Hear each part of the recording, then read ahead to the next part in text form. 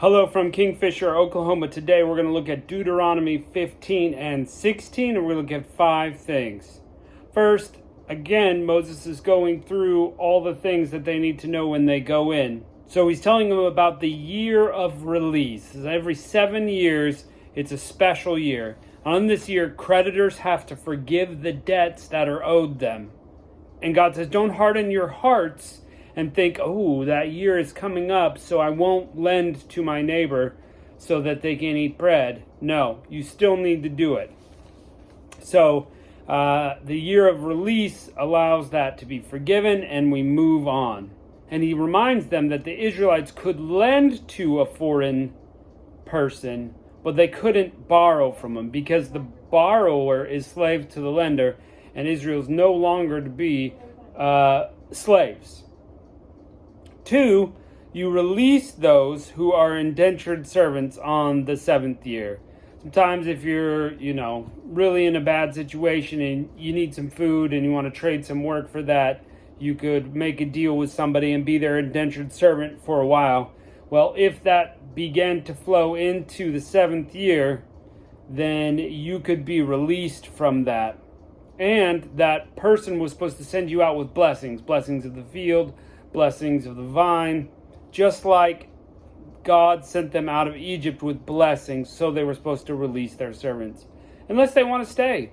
It's a great working environment. You feel like you're part of the family, and you just want to stay and be a part of it, you could, and we're going to go over that. 3, everyone should be giving the firstborn males to God of the flock, and of course of people too. Your firstborn was holy for God, and you would redeem it. But every firstborn male of the flock was to be the Lord, and it talks in there about what you're supposed to do with that sacrifice, basically that offering. Number 4, there are 3 appointed feasts that they should be keeping. Every year they're supposed to come to the tabernacle 3 times, once for each of these feasts. And tabernacle first, temple later. Anyway, so the first one is the Passover, which we read all about. That's when the angel of death, the Lord, passed over the houses with the blood of the lamb on the doorpost. And Jesus himself fulfilled this one and the other 2 feasts that go with it through his week of the Passion, death, burial, and resurrection. He was our perfect spotless lamb that was sacrificed. They also celebrated Feast of Unleavened Bread with it, and that feast was the removal of yeast, which is like the removal of sin. So Christ removed our sin. And first fruits, you were supposed to give the first fruits that came of your trees or your vine or whatever as an offering. Well, Christ is the first fruits among the dead, so he's the offering that way on our behalf. So those 3 feasts Jesus fulfilled, but 1, they have to come to the tabernacle for near Passover. The second one is the Feast of Weeks. So after that, the feast they were supposed to count 7 times 7 weeks, 7 days. And on the 50th, they celebrated Pentecost, or the Feast of Weeks first, and now it's Pentecost, we mark it, because that's when the Holy Spirit was given. So, that is pretty amazing, and we saw the fruit of the Spirit then, and they were supposed to be bringing some more of their fruits to God. Finally, the Feast of Tabernacles, they're supposed to show up in front of God, or the Feast of Booths, it's called, and that's going to be fulfilled. There's the Feast of Trumpets, the Feast of Booths, and the Feast of Atonement, the Day of Atonement, and all those go together. It's like a 10-day span, 11-day span, something like that. Well, Christ is going to fulfill that during his second coming. So pretty neat that they've got all these feasts there, and Christ is fulfilling the deeper meaning each time. But 3 times they're to come to the Lord. Number 5, when you elect judges, they need to be righteous in their judgments, and they need to serve God alone. and we're going to go over that. So let's dive in to chapter 15. At the end of every 7 years thou shalt make a release, and this is the manner of the release. Every creditor that lendeth aught to his neighbor shall release it. He shall not exact it of his neighbor, or of his brother, because it is called the Lord's release.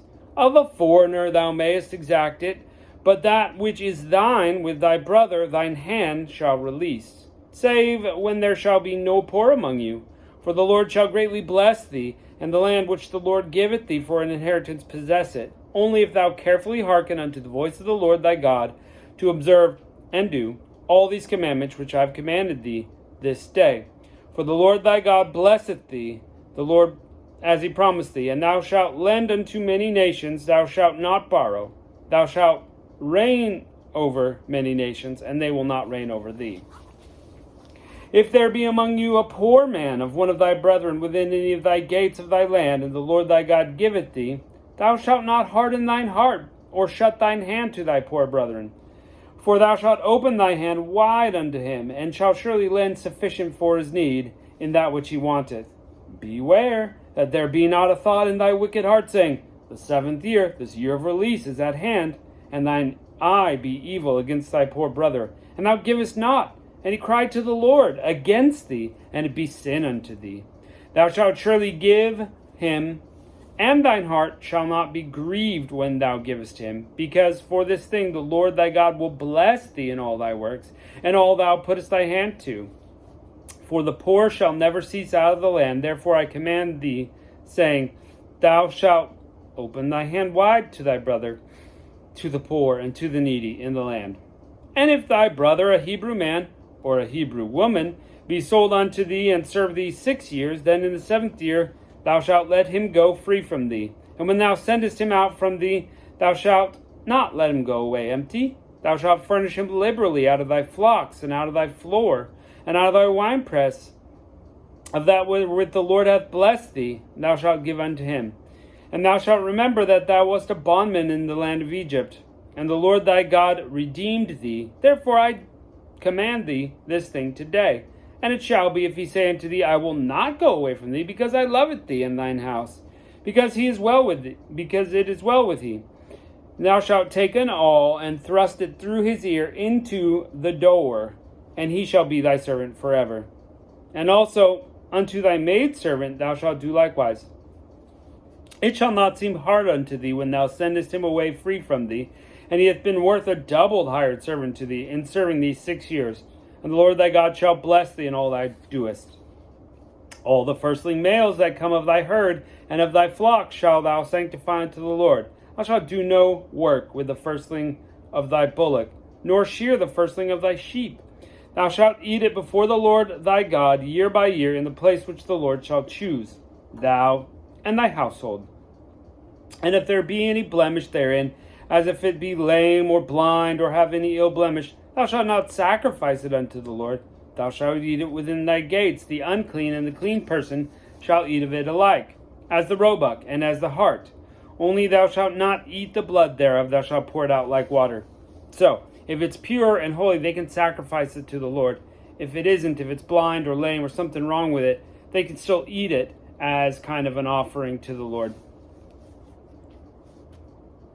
Chapter 16. Observe the month of Abib, and keep the Passover to the Lord thy God. For the month of Abib, the Lord thy God brought thee forth out of Egypt by night.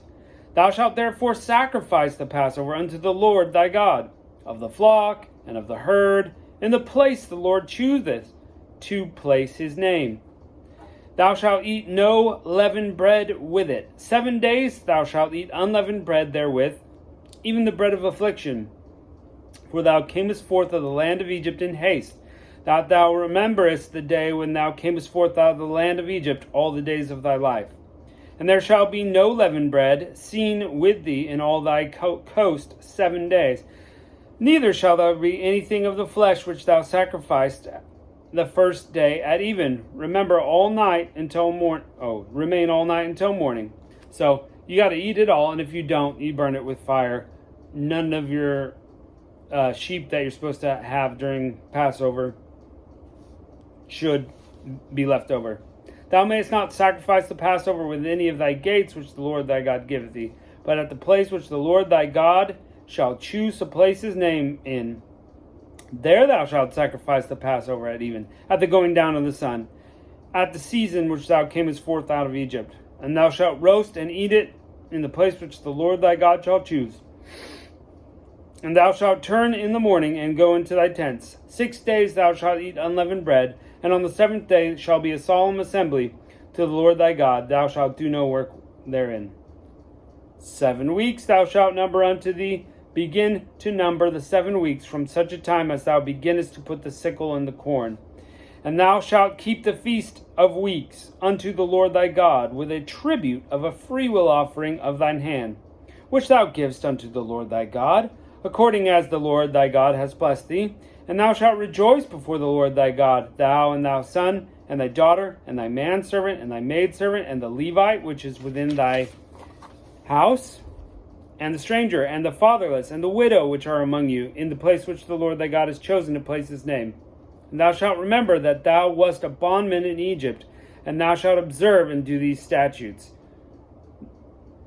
So remember, that was the Holy Spirit. Like the first fruits from among the Gentiles came that day, of Christ. Christianity came with the Holy Spirit.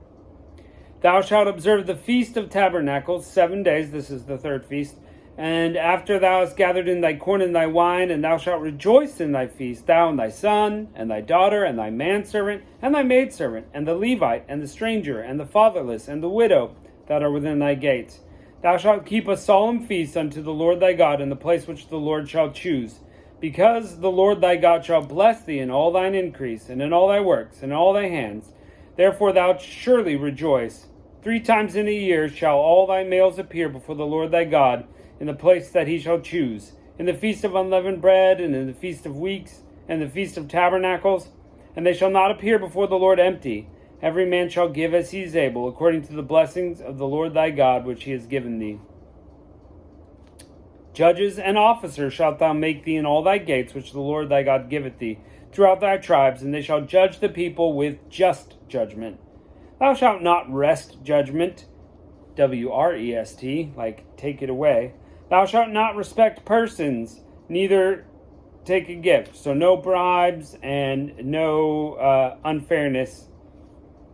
Doesn't matter if someone's poor or rich, you need to give a just judgment. That which is altogether just thou shalt follow, and thou mayest live and inherit the land which the Lord thy God giveth thee. Thou shalt not plant thee a grove of any trees near unto the altar of the Lord thy God, which thou make of thee. Neither shalt thou set up any image, which the Lord thy God hateth. So, that's direct. Remember, we've been talking about how what the other nations used to do, you're not even going to be remotely close to doing. Israel's supposed to be set apart, supposed to be totally different, and they were worshiping in groves and in high places, and so God said, take all that away and just do what I ask. Well, thanks for joining us today. We'll catch you next time.